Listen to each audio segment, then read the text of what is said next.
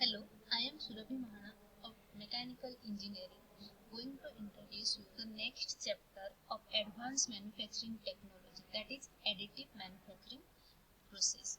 So additive manufacturing process means it is the process of making any prototypes by adding material layer upon layer.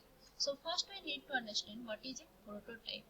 Definition of a prototype. A prototype is an important and vital part of the product development process. In any design practice, the word prototype is often not far from the things that the designers will be involved in. In most dictionaries, it is defined as a noun, that is, in Oxford Advanced Learner Dictionary, the current English, we will find this type of definition for the word prototype. Means a prototype is the first or original example of something that has been or will be copied or developed. It is a model or preliminary version. A prototype, this is a prototype of supersonic aircraft. However, in design, it often means more than just an artifact. It has often been used as a verb, that is, prototype an engine design for engineering evolution, or as an adjective. Example, build a prototype printed circuit board or PCB. To be general enough to be able to cover all aspects of the meaning of the word prototype for use in design, it is very loosely defined here as an approximation of a product or system or its components in some form of a definite purpose in its implementation. The very general definition departs from the usual accepted concept of the prototype being physical. It's cover all kinds of prototypes used in the product development process, including objects like mathematical models, pencil sketches, foam models, and of course the functional physical approximation of the product. Prototyping is the process of realizing these prototypes. Here the process can range from just an execution of a computer program to the actual building of a functional prototype. Types of prototype. The general definition of the prototype contains three aspects of interest. The implementation of the prototype, from the entire product or system itself to its sub-assemblies and components. The form of the prototype, from a virtual prototype to a physical prototype, and the degree of the approximation of the prototype, from a very rough representation to an exact replication of the product. Roles of the prototypes.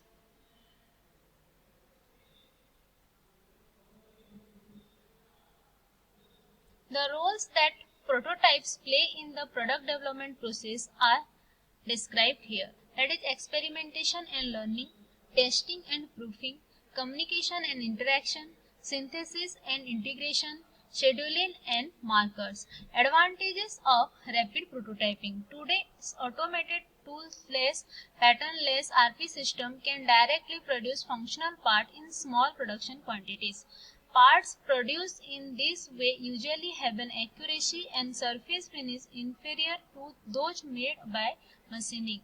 The parts produced with appropriate post-processing will have material qualities and properties close to the final product. The time to produce any part once the design data are available will be fast and can be in a matter of hours. The benefits of rapid prototyping systems are immense and can be categorized into direct and indirect benefits. Commonly used terms. The number of terms used by the engineering communities around the world is alarmingly large. Perhaps this is due to the newness of the technology. It certainly does not help, as already there are so many buzzwords used today.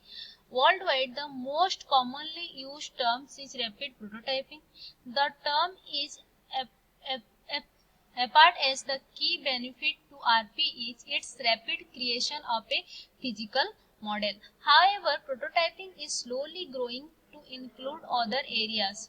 Soon, rapid prototyping, tooling and manufacturing, that is RPTM, should be used to include the utilization of the prototype as a master pattern for tooling and manufacturing.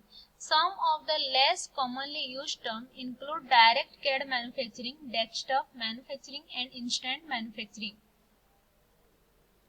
Another group of terms emphasizes on the unique characteristic of RP, layer by layer addition, as opposed to traditional manufacturing methods such as machining, which is material removal from a block. This group includes layer manufacturing, material deposits manufacturing, and material addition manufacturing, and material increase manufacturing. There is yet another group which chooses to focus on the word solid and free form, solid free form manufacturing and solid free form fabrication. Solid is used because while the initial state may be liquid, powder, individual pellets or laminates, the end result is a solid 3D object, while free from stresses on the ability of RP to build complex shapes with little constraint on its form. Classification of rapid prototyping system. All rapid prototyping system can be easily categorized into three categories, that is liquid based, solid based and powder based. First we will discuss about the liquid based system. The liquid based RP system have the initial form of its material in liquid state. Through a process commonly known as curing, the liquid is converted into the solid state. The following RP system falls into this category, that is 3D system, stereolithography apparatus or SLA, then SGC, SCS, SUB, AutoStrade, EDAT, Tenjin-Seki, solid form, etc. So here we will discuss about the 3D system, stereolithography apparatus or SLA system.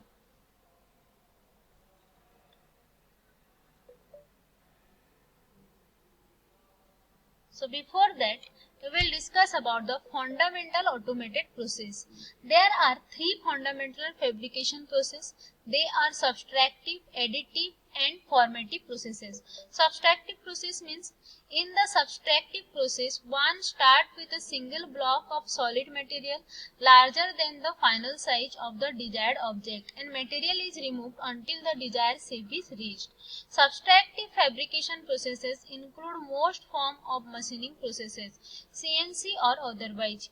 These include milling, turning, drilling, planing, sawing, grinding, EDM, laser cutting, water jet cutting and others. Then additive process, which is the main motto of this chapter, that is additive manufacturing process. In contrast, an additive process is the exact reverse in that the end product is much larger than the material when it is started. A material is manipulated so that successive portion of its combine to form the desired object. Most forms of rapid prototyping processes such as stereolithography and selective laser sintering falls into the additive fabrication processes category. Then formative process. The formative process is one where mechanical forces or restricting forms are applied on a material so as to form it into the desired shape. There are many examples for which each of these fundamental fabrication processes. Example of formative fabrication processes are bending, forging, electromagnetic forming and plastic injection molding. These include both bending of sheets materials and molding of molten or curable liquids. That is subtractive. First one is subtractive mode of manufacturing. The second picture is showing the additive manufacturing process, and the third one, that is showing the formative manufacturing process. Now we will discuss about the process chain.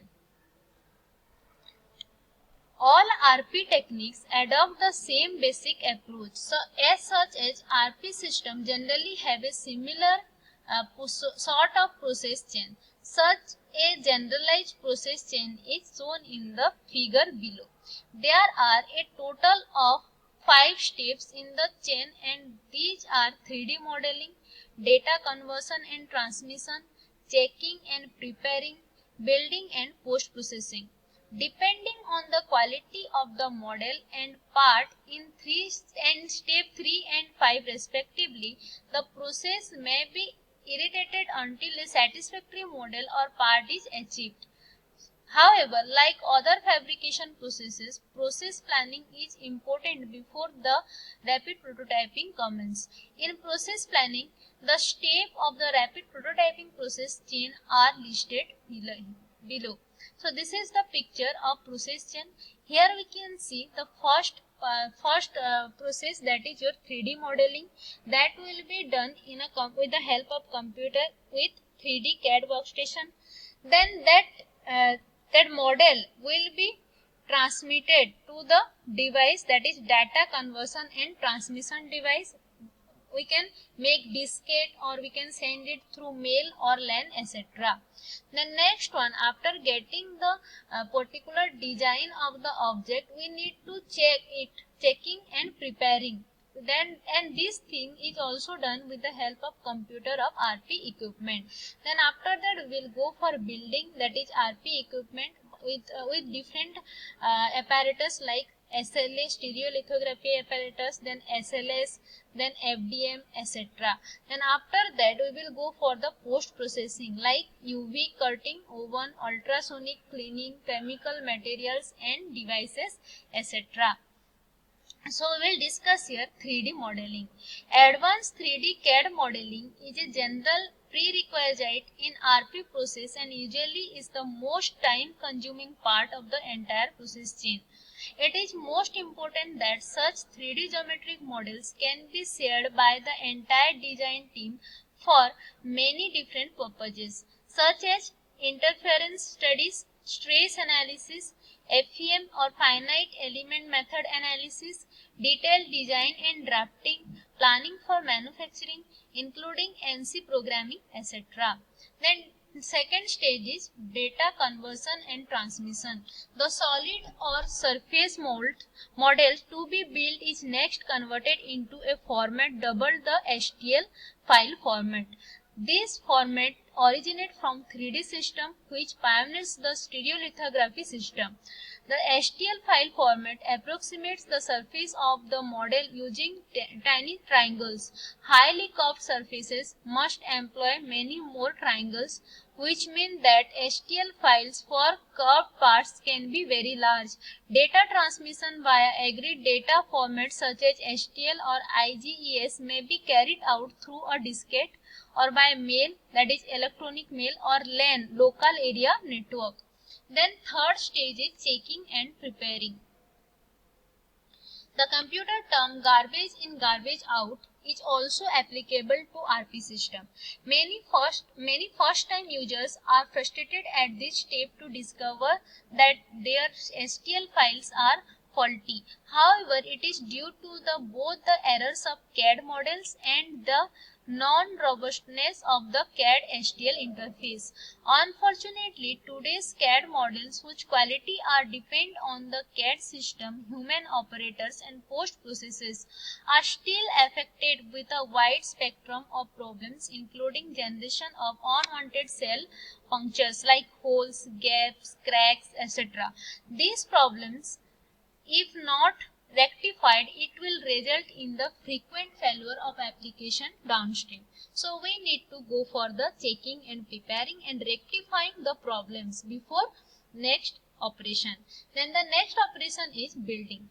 For most rapid prototyping system, this step is fully automated. Thus, it is usual for operators to leave the machine on to build a part overnight.